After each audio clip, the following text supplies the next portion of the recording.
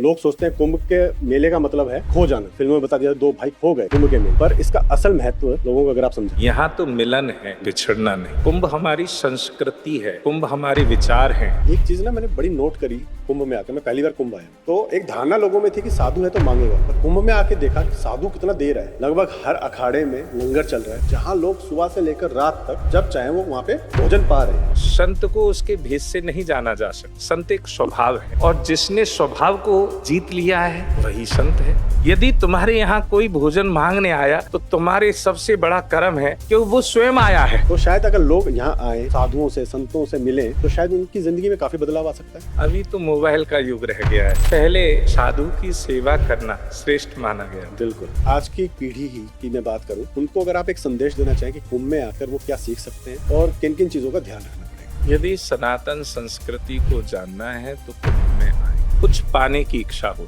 उसे सांसारिक ज्ञान चाहिए तो कुंभ में आए, और सनातन धर्म के प्रति भाव हो तो कुंभ में आए, अन्यथा कुंभ में। नमस्कार दोस्तों, फिर से स्वागत है आपका हमारे चैनल सोल सैनिटी टॉक में। हम ना अभी भी कुंभ में हैं, और अध्यात्म और ये कुंभ अपने आप में ना बहुत विशाल है।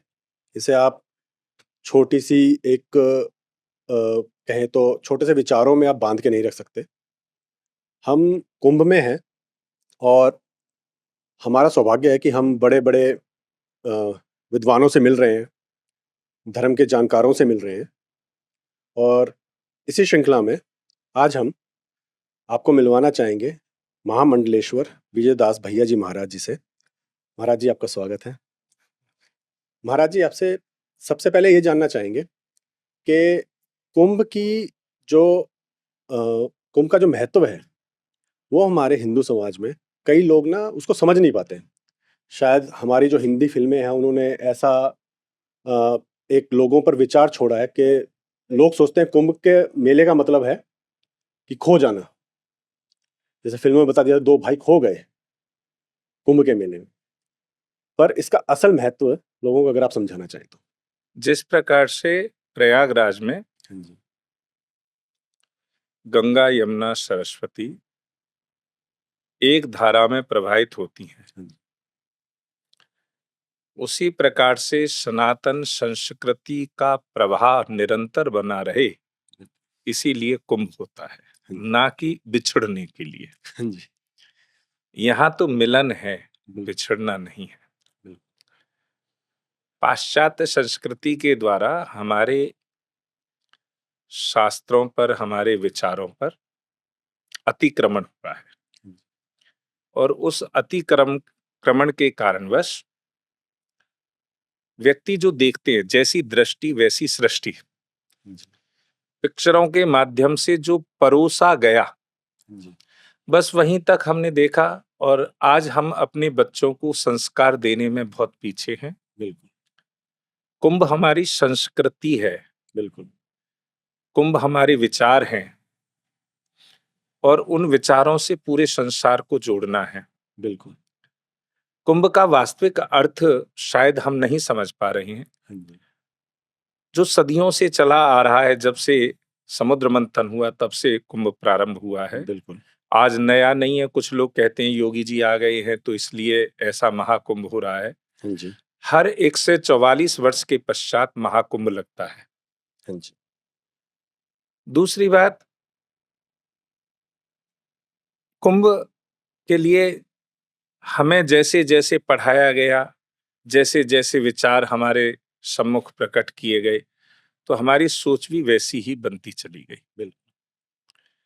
लेकिन सामाजिक दृष्टि से शायद आपने चिंतन नहीं किया, जब गंगा में डुबकी लगाते हैं, संगम में डुबकी लगाते हैं, तो ना तो वहां कोई ब्राह्मण है, ना वैश्य है, ना शूद्र है, ना क्षत्रिय है। बिल्कुल।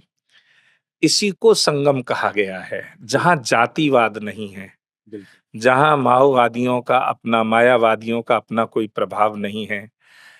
बांटने के लिए राजनीतिक क्षेत्र में लोग अपनी अपनी बातों को रखते हैं कि ये ब्राह्मण है, ये क्षत्रिय है, ये वोट बैंकिंग है। लेकिन आप देखेंगे कि लगभग 40 करोड़ व्यक्ति इस कुंभ में डुबकी लगाएंगे, बिल्कुल, और उसमें कोई उनसे जात-पात नहीं पूछ रहा है। बिल्कुल। एक ही घाट है। आपने सुना होगा कि एक ही घाट पर शेर और एक ही घाट पर हिरन, दोनों जने पानी पीते हैं। तो आज कुंभ में वो देखने के लिए मिल रहा है, चाहे कोई अमीर हो, चाहे कोई गरीब हो, चाहे कोई साधु हो, चाहे कोई यति हो, चाहे कोई जति हो, सब एक ही घाट पर स्नान कर रहे हैं। यही कुंभ है। बिल्कुल। महाराज जी, हमारा जो चैनल है ना, वो ज़्यादातर डिप्रेशन में रहने वाले लोगों को और ये जो आत्महत्या कर लेते हैं या उसके लिए सोचते भी हैं, उनके लिए काफ़ी काम करता है। तो जब हम लोग यहाँ आए, शायद प्रयागराज की धरती ही ऐसी है कि आप कदम रखते हैं और आपके मन को एक शांति सी मिलती है। तो कुंभ में आके ऐसे लोगों को क्या मदद मिल सकती है? जैसे-जैसे माँ गंगा की बालू के कण, देखो, तीरथ नहाए एक फल, संत मिले फल चार, सद्गुरु मिले अनंत फल, कहत कबीर विचार। हाँ जी, जब आप किसी तीर्थ का सेवन करते हैं तो तुम्हें एक फल की प्राप्ति उसी क्षण हो जाती है जिस क्षण आप उस तीर्थ राज में प्रवेश कर रहे हैं, और वो है धर्म। बिल्कुल, धर्म हमारे सनातन के अंतर्गत प्रमुख है। धर्म से ही हमारी भगवान के प्रति प्रेम, भगवान के प्रति आसक्ति, भगवान के प्रति भावना और भगवान के प्रति संभावना, बिल्कुल, एक पॉजिटिव एनर्जी बिल्कुल, इस बालू के कण में है। तो धर्म, जैसे ही हमने यहाँ कदम रखा, तो धर्म रूपी एक फल हमें प्राप्त हो गया। संत मिले फल चार।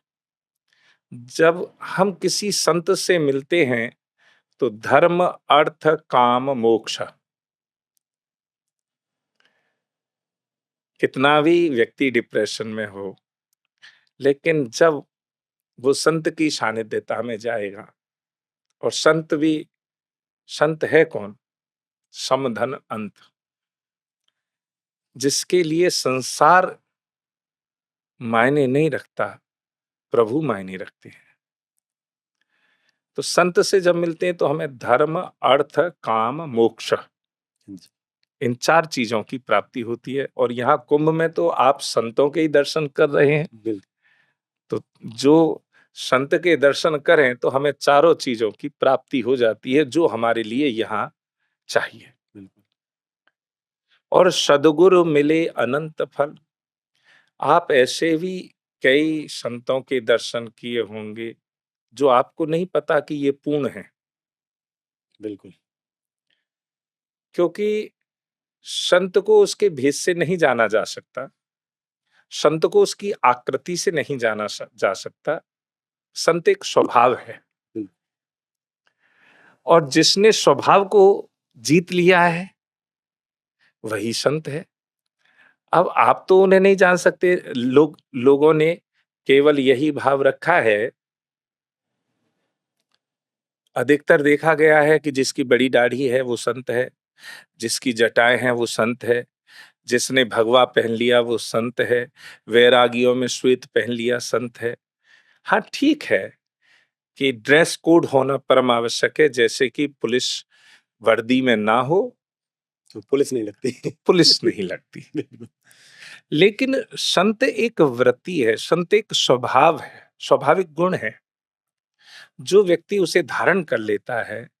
आप जब ऐसे व्यक्ति से मिलते हैं तो उसका व्यक्तित्व ही तुम्हें अपने आप प्रभावित करेगा, डिप्रेशन से अपने आप दूर कर देगा। बिल्कुल, क्योंकि उसके चेहरे की मुस्कान, उसके पूर्णता उसके चेहरे से झलकेगी, और जब वो चेहरे से झलकेगी तो तुम्हारे अंदर एक नई स्फूर्ति, नया आनंद, क्योंकि जो उसका आनंद है, छूवे सराहवे और बतलावे, दसों अंश ताहि बट जावे। जब आप किसी संत को छूते हैं, उसकी सराहना करते हैं, उससे वार्तालाप करते हैं, आपने भले ही कोई पुण्य नहीं किया, लेकिन उसका 10% पुण्य, उसकी एनर्जी तुम्हारे अंदर प्रवेश करती है। वही कारण है कि यहाँ आते ही पॉजिटिव एनर्जी की प्राप्ति होती है। बिल्कुल। एक चीज़ ना मैंने बड़ी नोट करी कुंभ में आकर, मैं पहली बार कुंभ आया हूँ, कि हम जैसे अपने घर में होते हैं, तो कभी कोई साधु दिख जाते हैं, तो साधु देखने के बाद थोड़ा-सा इंसान ऐसा होता है कि अगर वो जय श्री राम बोल रहा है, तो हमें लगता है कि बस माँगने के लिए। तो एक धारणा लोगों में थी कि साधु है तो माँगेगा, पर कुंभ में आके देखा कि साधु कितना दे रहा है। लगभग हर अखाड़े में लंगर चल रहा है, जहाँ लोग सुबह से लेकर रात तक जब चाहें वो वहाँ पे भोजन पा रहे हैं। तो ये जो धारणा है, ये शायद कुंभ ने काफ़ी बदली है। और कुंभ में बदली नहीं, आप आएँगे तो आपकी धारणा वो बदल जाएगी। तो इस पे अगर आप कुछ साधु यदि वो भिक्षावृत्ति करता है, तो वो अपने लिए नहीं करता। बिल्कुल, वो हमारे समाज के लिए है। जैसे कि आप जिस खालसा के नगर खालसा के अंतर्गत बैठे हैं, आनंद धाम भैया जी महाराज नगर खालसा, यहाँ तक हम यहाँ लगभग 28 दिसंबर से लेकर अब तक लगभग 90,000 लोगों को भोजन करा चुके हैं। क्या तो क्या हमने मांगा नहीं? साधुओं की कोई खेती नहीं होती। बिल्कुल, हमारी जो व्रति है वो आकाश व्रति है, बिल्कुल, भिक्षाव्रति है, और भिक्षाव्रति से हमने जो धन पाया या जो भी कार्य किया, तो वो हम सेवा में उसे लगा रहे हैं। बिल्कुल। जब हम यहाँ आए थे, कोई कैंप नहीं लगा था, किसी भी प्रकार से कहीं कोई सेवा नहीं चल रही थी। जो सेवादार थे, जो काम करने वाले थे, जो हमारी शौचालयों को साफ करने वाले थे, जो हमारे जो कुंभ में परिकर लगा हुआ है, चाहे वो नल वाले हों, चाहे वो शौचालयों वाले हों, चाहे वो बिजली वाले हों, जो भी प्रबंधन करने वाले हैं, वो सब इधर से उधर तितर-बितर हो रहे थे। लेकिन हमें प्रसन्नता हुई, उन लोगों के मुख तक भोजन पहुँचे, और ऐसा ही हुआ। हम सुबह 5 बजे से लगते थे और रात्रि में हमें 11 बज जाते थे। एक दिन की घटना बताऊँ कि कोई व्यक्ति सेक्टर 7 बहुत दूर है, हाँ उसकी जी, ड्यूटी वहाँ लगी हुई थी, और वहाँ से आया रात्रि में और आकर कहने लगा, 11:30 बजे की बात है, कि मैंने सुना है आपके यहाँ भोजन मिल रहा है। तो हमारे सेवादारों ने हमें जगाया कि गुरुजी, मैंने कि हाँ, कि कोई भोजन माँगने आया है। अरे! मैंने कि बड़ी-बड़ी कृपा हुई, बड़ी-बड़ी कृपा हुई। क्योंकि विधाता ने भोजन के लिए व्यवस्थाएँ कर रखी हैं, अनुकूल व्यवस्थाएँ कर रखी हैं। कैसे कर रखी हैं? कई बार हम किसी के हिस्से का भोजन नहीं कर सकते। जी, कैसे नहीं कर सकते? भोजन करते-करते बाल आ गया, तो हम उस अन्न को छोड़ देते हैं, त्याग देते हैं। तो कोई भी जीव-जंतु उस अन्न को ग्रहण करता है। एक साथ बना, एक साथ तैयार हुआ, लेकिन हमारे भाग्य में वो अन्न का कण नहीं है। नहीं, तो इसलिए वो आया और उसमें बाल का बहाना बना, बिल्कुल, छींक आई, तो बिल्कुल, कण निकला, कोई चींटी आई और वो उसे चुग कर चली चली गई। गई। जब हम किसी के हिस्से का भोजन ग्रहण नहीं कर सकते, तो भगवान ने वो व्यवस्थाएँ बना रखी हैं। यदि तुम्हारे यहाँ कोई भोजन माँगने आया, तो तुम्हारे सबसे बड़ा कर्म है, सौभाग्य है कि वो स्वयं आया है बिल्कुल, पाने के लिए। तो हमने हाथ जोड़े, हमने कहा, आओ, आओ, आओ भैया आओ। महाराज, मैंने सुना है आपके यहाँ भोजन मिल रहा है। मैंने कि हाँ भैया, तुम्हारे यहाँ भोजन की व्यवस्था है। कि नहीं आपके यहाँ। मैंने कि नहीं, तुम्हारे यहाँ भोजन की व्यवस्था है। बता, मेरे 2 बच्चे हैं, भूखे हैं, और मेरी ड्यूटी वहाँ लगी हुई थी। अब वो पत्नी भी रो रही है, बच्चे भी रो रहे हैं। मैंने कहा, अभी रुको, बड़ी-बड़ी कृपा है। हमने अपने सेवादारों से कहा, देसी घी के पराठे बनाओ, और इसे कितने पराठे चाहिए वो पूछो और इन्हें दे दो। उन्होंने कहा, बाबा बस 10-15 रोटी मिल जाए। 20 पराठे बनाओ, इन्हें सौंपो। जब वो पराठे लेकर गया, उसके चेहरे की जो प्रसन्नता थी, हमें लग रहा था कि शायद प्रभु ने हमें इस कार्य के लिए बनाया। तो साधुओं के लिए कुछ भिखारी, कुछ भेष को बदनाम करने के लिए, हाँ, ऐसे जैसे रावण स्वयं श्री सीता जी को चुराने के लिए आया, तो साधु का वेश बना लिया। बिल्कुल, कुछ ऐसे रावण भी हैं, ऐसा बिल्कुल, नहीं है कि भेष में ऐसे रावण नहीं है, जो साधु का वेश बनाकर हमारे सनातन संस्कृति को उजाड़ने के लिए, बिगाड़ने के लिए, उसे कोई भी यानी दोष लगाने के लिए ऐसा भेष बना लेते हैं। लेकिन हर कोई रावण नहीं है। बिल्कुल, संत की वृत्ति ही ऐसी है। बिल्कुल। ठीक है ना? अब हमारे ना शायद लोग जब अगर यहाँ आएँ, जो यहाँ पे आएँगे और जो जिन्होंने अभी प्रोग्राम नहीं भी बनाया आने का, वो ज़रूर आएँ। कल की एक घटना थी महाराज जी, हम आपकी तरह एक और महान लोगों से मिल रहे थे, तो एक महाराज जी से मिले और वहाँ पे उनके कुछ शिष्य बैठे हुए थे। एक लड़का था, वो तकरीबन ऐसे रहा होगा 18-19 साल का वो लड़का था। उनके पास उन्होंने महाराज जी की 2-3 दिन सेवा करी, उनसे ज्ञान लिया और उसके जाने का समय था, कल रात को, और वो वहाँ पे रो रहा था और बिल्कुल ऐसे जैसे आजकल की तो पीढ़ी क्या है ना कि क्लब-लब जाती है, गर्लफ्रेंड बॉयफ्रेंड है, गर्लफ्रेंड छोड़ के चली गई तो रोने लग जाते हैं, आत्महत्याएँ कर रहे हैं। लेकिन यहाँ पे ज्ञान पाने के बाद वो इस चीज़ से परेशान है कि जिन्होंने मुझे ज्ञान दिया, मैं उनसे बिछड़ रहा हूँ। लेकिन उसके बाद भी जो महाराज जी ने जो उनको कहा कि तुम मुझसे बिछड़ नहीं रहे, इससे पहले तुम मुझे जानते भी नहीं थे। तुम मुझे अपने साथ लेके जा रहे हो। मेरे ज्ञान को जो लेके जा रहे हो, तुम मुझे साथ लेके जा रहे हो। तो शायद अगर लोग यहाँ आएँ, यहाँ आके महाराज, साधुओं से, संतों से मिलें, तो शायद उनकी ज़िंदगी में काफ़ी बदलाव आ सकता है। अभी तो मोबाइल का युग रह गया है। बिल्कुल, पहले हमारे यहाँ साधु की सेवा करना श्रेष्ठ माना गया था। बिल्कुल। आप जब ये भाव प्रस्तुत कर रहे थे, तो मेरे पर अब वचन नहीं है बोलने के लिए, क्योंकि गुरु से जब प्रेम होता है ना, तो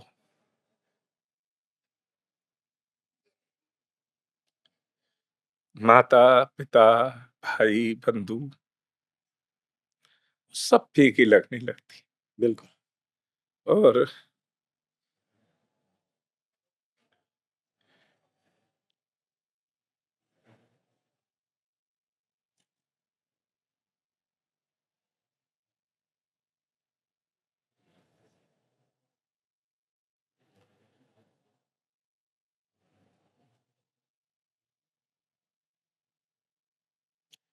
गुरु से बिछड़ने का दुख असहनीय होता है। बिल्कुल। गुरु हमारे साथ रहते हैं, ये ठीक है। जैसे उन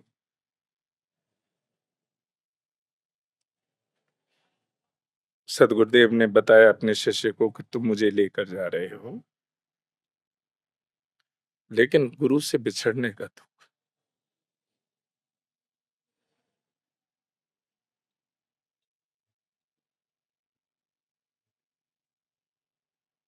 व्याख्या नहीं। जी, महाराज जी समझते हैं इमोशंस को। इवन जब आप हम मुझे बता रहे थे कि एक मज़दूर आपके पास आया, तब मेरी भी आँखें भर आई थी। लेकिन यही शायद ना हिंदू संस्कृति में जो हम लोगों के इमोशंस होते हैं ना, वो वही शायद हमारी संस्कृति को ज़िंदा रखे हैं। चलिए आगे बढ़ते हैं इस चीज़ से। पानी पिएँगे नहीं। महाराज जी? अ, महाराज जी जब आज की पीढ़ी ही की मैं बात करूँ, उनको अगर आप एक संदेश देना चाहें कि कुंभ में आकर वो क्या सीख सकते हैं? और यहाँ पर आकर उनको किन-किन चीज़ों का पालन करना पड़ेगा और किन-किन चीज़ों का ध्यान रखना पड़ेगा?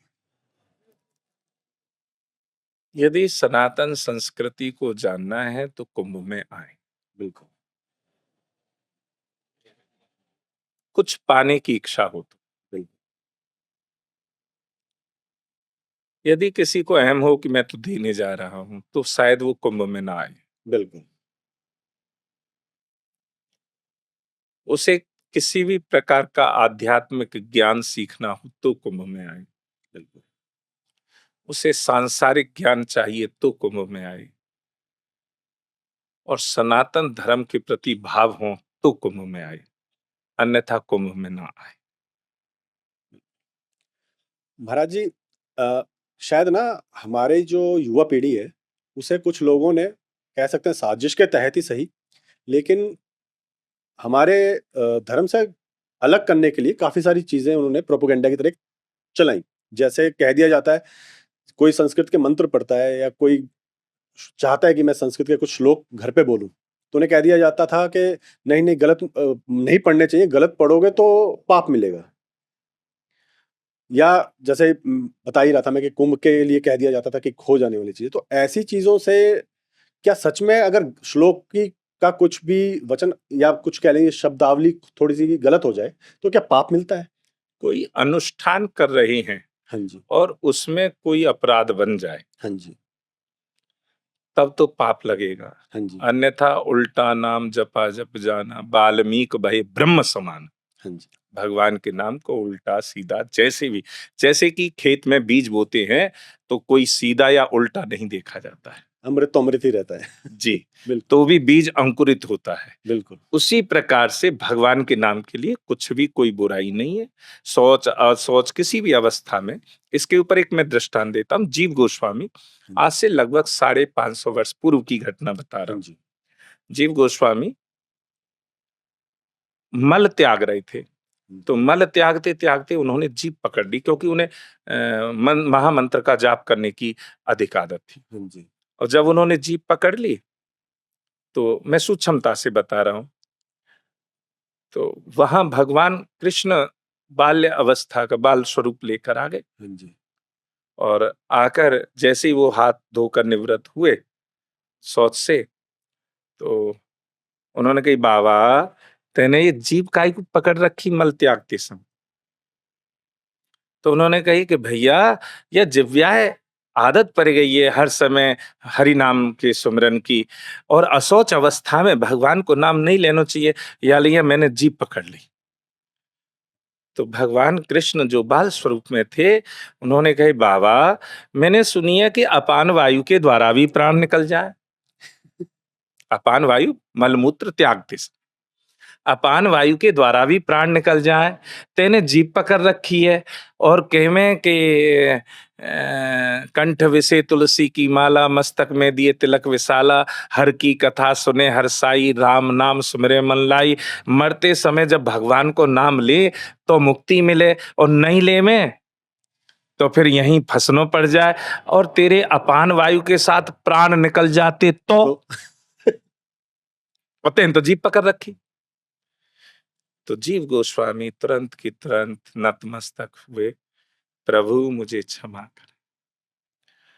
तो भगवान के नाम के लिए किसी शौच या अशौच किसी बात की आवश्यकता नहीं है। जैसे माता की गोदी में बच्चा मलमूत्र भी त्यागता है, तो भी माँ कभी अशौच अवस्था में नहीं होती। उसी प्रकार से भगवान का नाम भी श्रेष्ठ है। मैं इन्हीं शब्दों के साथ विराम करूंगा। राधे राधे। राधे, राधे, राधे, राधे।